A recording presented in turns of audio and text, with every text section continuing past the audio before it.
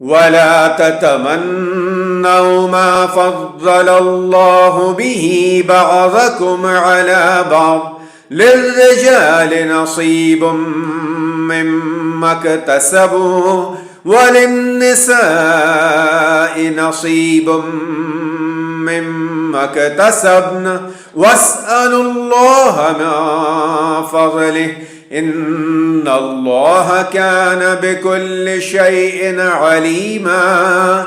ولكل جعلنا موالي مما ترك الوالدان والأقربون والذين عقدت أيمانكم فآتوهم نصيبهم إن الله كان على كل شيء شهيدا.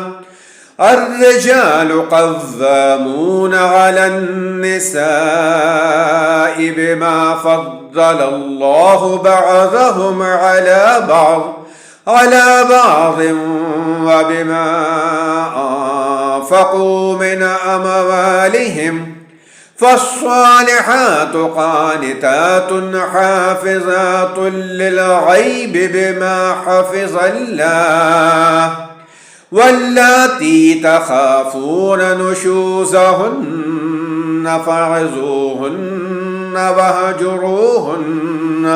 وهجروهن في المضاجع واضربوهن، فإن أطعنكم فلا تبغوا عليهن سبيلا إن الله كان عليا كبيرا.